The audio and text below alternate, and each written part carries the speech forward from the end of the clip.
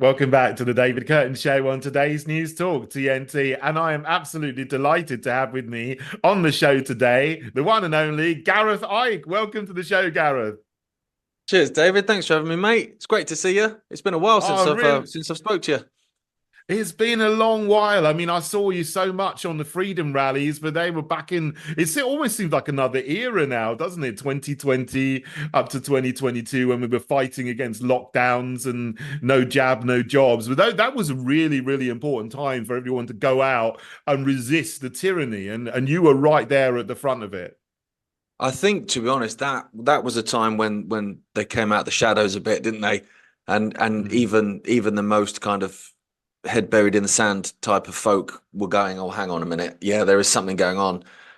It's still going on, David, as you know. But I think a lot of Mm. people have kind of become of the opinion that actually, oh, it's all done now, it's all sorted, it's okay, we can carry on with our lives. But actually, all that's happening is, this stuff's still going on. It's just ever so slightly hidden. You're not told to stay in your house and follow the lines around the Mm. supermarket anymore, but your freedom still isn't in place just yet. I forgot that from following the markers on the floor around the supermarkets. It was absolutely crazy that we were doing this. I used to get told off for going down the aisle in Tesco's the wrong way. It was just Same, same. absolutely insane. Yeah. It was a time, David. I honestly think, and I don't say this to try and like, to exact. I actually think people lost their minds. Like they literally Mm. lost their minds, and I think they kind of went into some kind of crazy dream that actually now they're. If you said to them, "Oh, by the way, mate, you followed arrows around Tesco," they would go, "What? I did what?" Like they were almost like they were in some kind of stupor. It was incredible to witness, actually.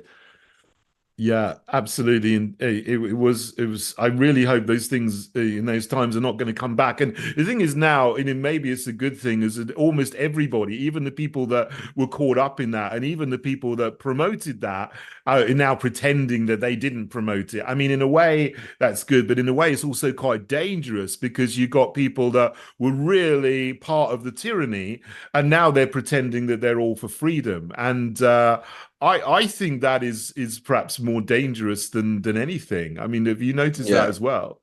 Oh, completely, David. I think some people saw a hole in the market.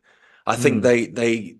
they were all for the tyranny. They were all for that. They follow rules, and then this large movement, particularly in 2021. Like you were there on those protests in London, Mm. hundreds of thousands. It was just it blew up, and actually, I think Mm. some of these people went, "Oh, well, freedom-loving people have got wallets as well."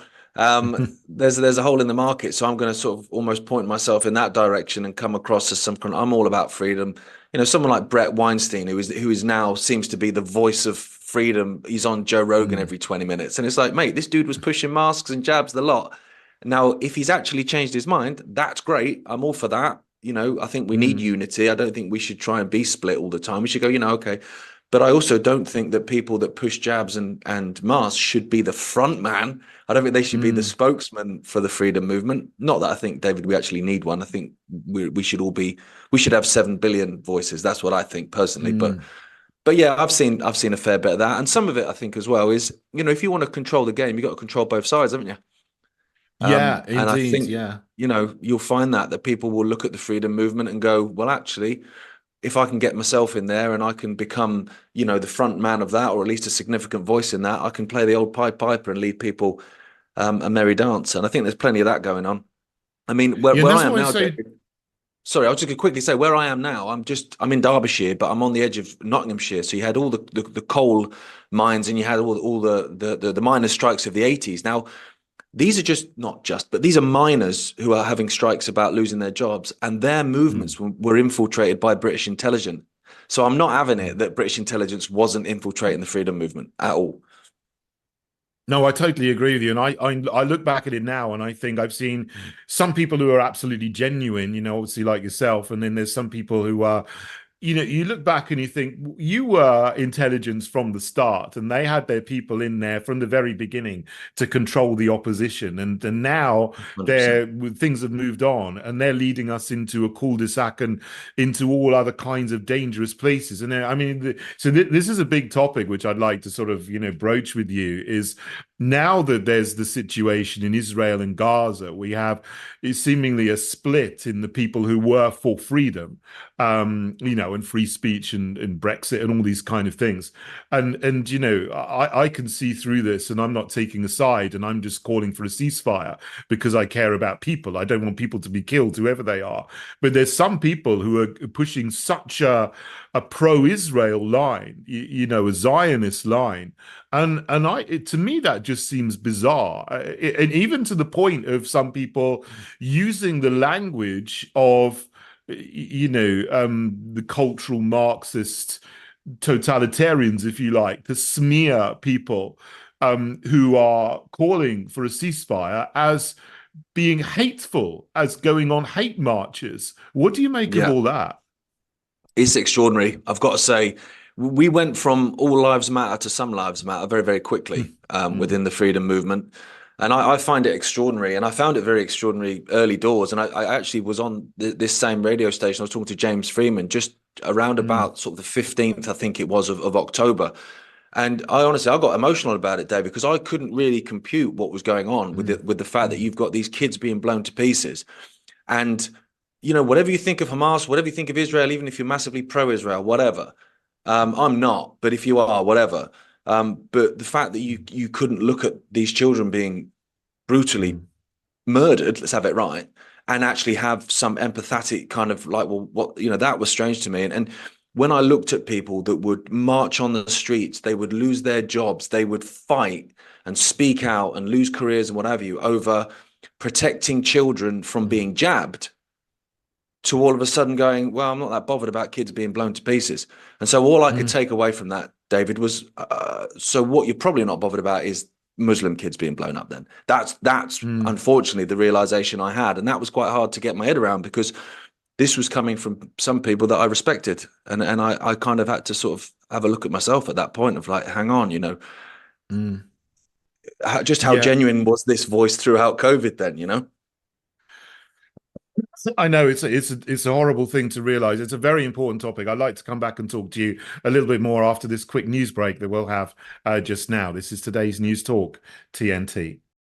Welcome back to the David Kurten Show here on today's News Talk TNT. Now, Gareth Icke is with me. We were just talking about the freedom movement and how there's been a bit of a split, which is very disturbing to me. And I think Gareth as well, is that some people who were all for freedom, all for protecting kids, are now completely blasé about children being killed in Gaza at the moment by the situation in the Middle East. And the latest I hear is over 15,000 children have been slaughtered there. But there's some people who are just they don't care. It's not just they're indifferent. They're almost like, well, yeah, Israel's got to do its thing, and they almost like are supporting the slaughter.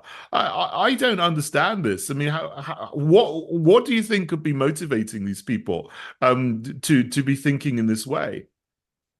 Tribalism, I would say, Mm, David. I think that people. I just had a conversation with my brother about it. I think people, they link all Muslims together, mm, as people on the other side will link all Jewish people together. By the way, that there's no yeah. there's guilty parties left, right, and center in this, where you go, well, actually, Muslim extremism, immigration, mass immigration, taking over areas of my city. I don't feel like I'm at home anymore. I've got an issue with Mm, that. And then you have Muslim kids getting blown to pieces. Well, yeah, but that I link the two together. So I've got a problem with mm, them. It's like, dude, it's a kid, for crying out loud. I've got a problem with a kid 2,000 miles away. But that's what's mm, happened, and people have linked that, and they're on whatever side politically. Now, I don't have a political side. I try to be on the side of humanity without sounding mm, too cliche, which is killing people is wrong. Killing people on mm. October the 7th was wrong. And I spoke out about that at the time and got called a Zionist shill, David, which was extraordinary for me because I've been called an Wow. anti-Semite for years. I didn't know what was going on. But of course, it was wrong, and I spoke out about it. Now, you can have a conversation about what happened at the border. People being told to stand down. Was it allowed to happen? I believe it probably was, so that they could have the reaction that they've got. But you go, okay, so slaughtering 1,200 people on October the 7th was horrifically wrong. Of course, it was wrong. But that is still the front page. That is still what Braverman's over there talking about. Mm, Everyone is talking about this October 7th. And it's like, mate, it's been 6 months and that's 15,000 children, over mm, 30,000 people. And these are conservative estimates, David, because these bodies are buried under the rubble. They don't know how many people are under there. mm. So for you to still be solely focused on the 7th of October and using that to justify all of this that's happened in between, I honestly, I can't compute that. I can't get my head around it. Me neither. I just don't get it. And people who seem to be good people, and for 2, 3, 4 years have been really good people in trying to um, speak up for children, not get children injected, protect children from stuff that's going into schools. But now are just completely, complacent about this. And as a Christian as well, what I find disturbing, this might be, sort of a strange thing to you, but there's this whole sort of movement within Christianity called Christian Zionism, which I don't hold Yeah. to at all because I think it's aberrant, it's not orthodox, it's not in the Bible, but it's been injected into certain parts of the church, and some people believe this, and they're actually looking for a third temple to be built in Jerusalem, like some of the Orthodox Jews. And they actually think that God wants this to happen. I'm just completely flabbergasted by this because I point Yeah. out to them, well, look, it's not just Muslims in Palestine. There's a lot of Christians too. The Israeli Defense Force has been shooting up and bombing Christians and Christian churches as well. And you don't care about that. It's beyond me. Really Yeah, is. and that Christian Zionist movement has completely taken over the conservative right in the US. Mm, Completely taken it over. I mean, look at the Daily Wire as an absolute prime mm, example of that. Candice Owens asked some questions, some legitimate mm, questions, and the so-called free speech movement over there sent a packing.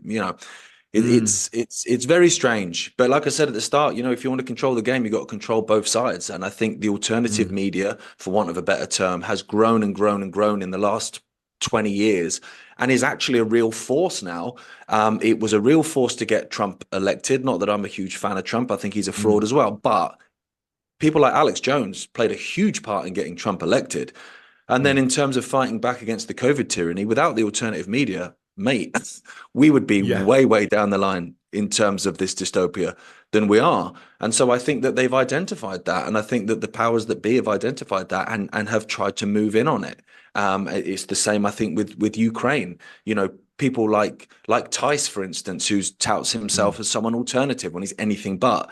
He can then Uh, kind of come in slightly into the alternative realm while still pushing that anti-Russia propaganda. And that's what they do. For me, I think that they're trying to control both sides of the game, and the alternative media is a big side in that game now. Well, this is something I'm starting to wake up to, and there's a phrase that I've just recently come across, which is the mainstream alternative media. So we all know what the mainstream media is, and we all know how dreadful it is. It's so openly and obviously dreadful and degenerate. But the mainstream alternative media is different because it's built up a lot of trust with people who are dissidents, like if you like us, who are actually Yeah, fighting for freedom and fighting for free speech. But all of a sudden they flipped, and people who believe in free speech are suddenly saying, "Oh no, if you're on those pro-Palestine marches, you shouldn't have free speech," which again is very yeah, ironic. And again, I don't understand how people can get into this mindset where they're for free speech, but all of a sudden they're not. yeah. But this is the thing, I've been on Palestinian marches for best part of 20 years. Mm, So when I was seeing, so-called alternative voices and pro-freedom voices calling these hate marches when they're anything but, mm, and using the odd example of some guy who's acting like a plonker on one of them, I mm, was looking at them and I was thinking, mate, do you not remember that fascist flag that got unfurled at Trafalgar Square? There was a blatant plant, and we all got tired with mm, it. We all got, you, myself, we all got called far right, bigots, yeah. anti-vax, conspiracy theorists, and all this stuff. And it's like you're using the same methods of censorship essentially by creating a guilt by association against these people as people were using on us for well, the best part of 3 years. It's very strange to see, and I think some people will be doing that intentionally. I think others are maybe not. They're maybe not realizing it and actually need to probably take a little bit of a step back and actually go, well, actually, yeah, Mm.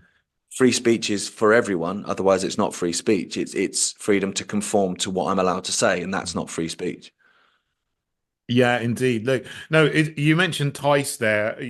I think some of the things that he said, about the British soldiers that were killed, the aid workers, and it was almost like again, a throwaway comment. Oh well, this happens in war zones. Aid workers get killed. I mean, that Yeah. really is a very callous thing to say. But I believe myself representing something in politics which is different to that and is almost like alternative to the mainstream alternative now. But I just wonder, finally, your thoughts on politics in the UK. I mean, is there anyone that you would vote for, or do you think that politics is not worth bothering about? In terms of mainstream politics and the political parties, we've got a one-party state, Mm, David. We've got a one-party yeah. state. It doesn't matter who gets in at the moment. I mean, what are people voting between? They're voting between the Tories, who I refuse to call the Conservative Party because they're not Mm, conservative, the yeah. Tories and Labour are the Tories with a pride flag. That's basically it. The Labour Party are trying to play a little bit of lip service to the working class, but not too much. Play a little Mm, bit of lip service to the Muslim community because they want to use that immigrant community to get elected, whilst at the same time, 13 out of the 31 um, uh, front of house team around Starmer are taking money from the Israel lobby. mm, So their priorities are elsewhere. And the Conservative Party or Labour, I'm sorry, the Tory Party is exactly the same. That they're taking money from lobby groups and from business interest groups. They don't work for me and you, and so it doesn't mm, matter who gets in. It's the same. That that's what the saying is, isn't it? It doesn't matter who you vote for, the government gets in. And so I mm, think until that system is changed, I don't see the point in voting. And people say, oh, mm, people died for the vote. No, they died for the chance to make a choice. They didn't die so they could put a tick in a mm, box next to two people that are exactly the same. No one died for mm, that. For me, I think what would be a real simple fix early doors would be that whatever you say on the campaign trail to get elected, you have a contract between you and the people. So David, mm, you're elected because you say you're going to do X, Y, and Z. Okay, well then that is a binding agreement between me, the voter, and you, the prime minister. And if you and mm. your party don't implement that within a period of time, snap general election, you're replaced. Yeah. And so, because what happens now is I can say, if you elect me, I'm going to do this, this, this, and this, this, and this, Hmm. this. And everyone goes, that's brilliant, elect him. And as soon as I come in, I go, nah, I'm not sorry, I'm not doing any Yeah. of that. And nothing That's changes for 4 years. Yeah, that seems to be how it goes. Look, I totally agree with you. The parties we got at the moment in Parliament are all exactly the same, and they're all leading our country to hell in a handbasket. And I want to get rid of them. I'm doing it within the system, yeah, myself. But there we go. We certainly agree on that. Anyway, look, Gareth, Yeah. it's been really fantastic to talk to you on the show. There's so much to Pleasure, talk mate. about that I haven't covered. I'd love to have you back on. But I'd all love the to, mate. best with yeah, thank really, really good. All the best with everything you're doing over at Iconic as well. Thanks for coming on.